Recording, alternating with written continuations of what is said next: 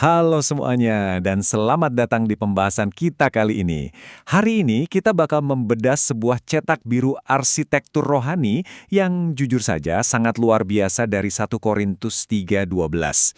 Ini bukan sekedar buku panduan tukang bangunan biasa ya, ini adalah analisis mendalam soal fondasi dan struktur dari kehidupan rohani kita sendiri. Tapi sebelum kita melangkah lebih jauh, saya mau Anda merenungkan hal ini sejenak. Bahan apa yang sebenarnya sedang Anda gunakan untuk membangun hidup Anda saat ini? Apakah itu sesuatu yang kokoh, tahan banting, atau jangan-jangan sesuatu yang gampang banget hancur waktu badai datang? Nah, dilema arsitektur inilah yang bakal kita pecahkan sama-sama. Oke, mari kita mulai. Ini dia peta jalan kita hari ini. Pertama, kita lihat fondasi utama bangunan rohani. Lalu kita bahas emas, perak, dan permata sebagai karakter Tritunggal. Kemudian kita lihat tandingannya, kayu, rumput, dan jerami. Dan terakhir puncaknya, ujian api. Kita masuk langsung ke bagian pertama, fondasi utama bangunan rohani, di mana Yesus Kristus adalah dasar mutlaknya. Seperti yang dibilang di 1 Korintus 3 ayat 11, kita tidak bisa meletakkan dasar lain selain Yesus Kristus. Logikanya begini, Anda sama sekali nggak bisa membangun struktur surgawi yang megah di atas fondasi duniawi yang rapuh, kan? Rasul Paulus sangat tegas di sini. Yesus adalah satu-satunya titik awal yang sah. Tanpa dia, ya bahan semahal apapun nggak akan ada artinya untuk kekekalan. Lanjut ke bagian kedua, emas, yang melambangkan sifat ilahi Allah Bapa yang tidak berubah. Nah, setelah fondasinya dipastikan aman, mari kita lihat superstrukturnya. Emas itu secara harfiah murni, nilainya tinggi banget dan sama sekali nggak bisa berkarat.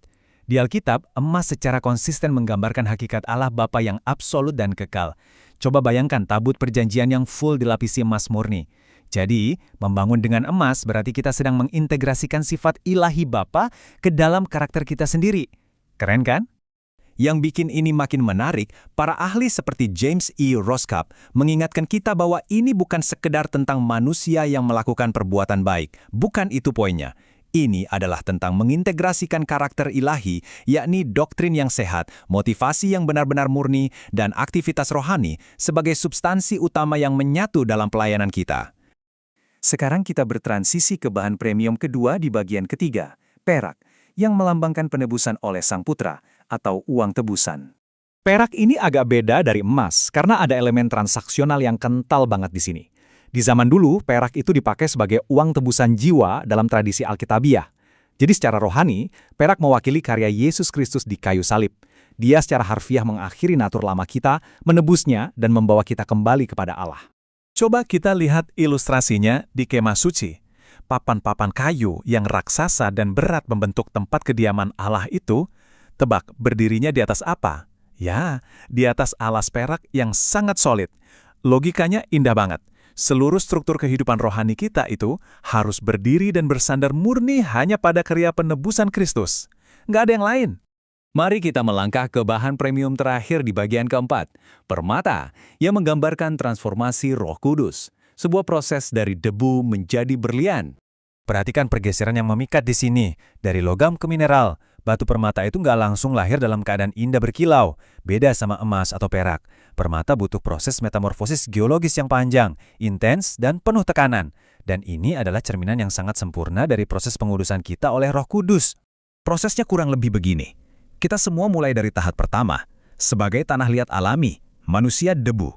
Terus, Roh Kudus mengizinkan adanya tekanan dan panas ekstrim, yang sering kita sebut sebagai ujian atau penderitaan hidup, untuk memoles kita. Dan hasilnya, kita berubah jadi permata berharga yang siap diletakkan di bangunan kekal Allah. Mirip banget sama indahnya permata ditutup dada imam besar. Biar makin jelas, mari kita rangkum. Ketiganya bekerja sinergis. Emas menunjuk pada Allah Bapa dan kemuliaannya, perak untuk Sang Putra dan penebusannya, dan permata melambangkan Roh Kudus dengan karya transformasinya yang intens. Benar-benar sebuah mahakarya arsitektur Tritunggal. Tapi tunggu dulu, Paulus tiba-tiba memutar tajam narasinya di bagian kelima, kayu, rumput, dan jerami, bahan-bahan tiruan. Nah, ini tamparan realitas buat kita. Bahan premium Tritunggal tadi itu susah dicarinya, butuh penggalian yang dalam, tapi tahan api selamanya. Sebaliknya, kayu, rumput, dan jerami mewakili usaha manusia, hikmat dunia yang dangkal, dan popularitas instan. bahan fana ini gampang banget dipungut di permukaan. Jumlahnya melimpah, tapi begitu kena api, langsung hangus jadi debu saat itu juga.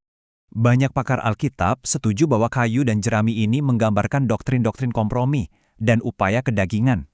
Kita mungkin bisa membangun sebuah pelayanan atau kehidupan yang kelihatan raksasa dari luar dengan tumpukan jerami. Wah, kelihatannya megah banget.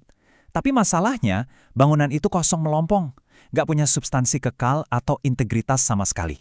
Dan ini membawa kita ke klimaksnya, di bagian ke-6, ujian api, inspeksi bangunan terakhir. Jadi poin paling krusialnya ada di sini. Di 1 Korintus 3:13 dikatakan, api akan menentukan mutu dari pekerjaan kita. Garis bawahi kata mutu. Inspeksi ilahi di hari Tuhan nanti itu menguji kualitas, bukan kuantitas, atau seberapa besar bangunan kita. Api itu bakal tanpa ampun membakar habis semua jerami kedagingan kita. Tapi di saat yang sama, api itu justru memurnikan emas, perak, dan permata karya Tritunggal di dalam diri kita, supaya makin bersinar. Sebagai penutup, saya mau meninggalkan Anda dengan satu pertanyaan provokatif ini. Apakah arsitektur rohani Anda akan bertahan melewati ujian api yang kekal? Apakah selama ini Anda sedang menggali dalam-dalam untuk mengumpulkan emas sifat ilahi Allah, perak pengorbanan Kristus, dan permata transformasi Roh Kudus? Atau jangan-jangan kita cuma sibuk numpuk jerami yang kelihatannya megah tapi aslinya rapuh? Keputusan bahan bangunan ada di tangan Anda mulai hari ini. Terima kasih banyak sudah ikut dalam pembahasan ini, dan sampai jumpa di eksplorasi kita selanjutnya.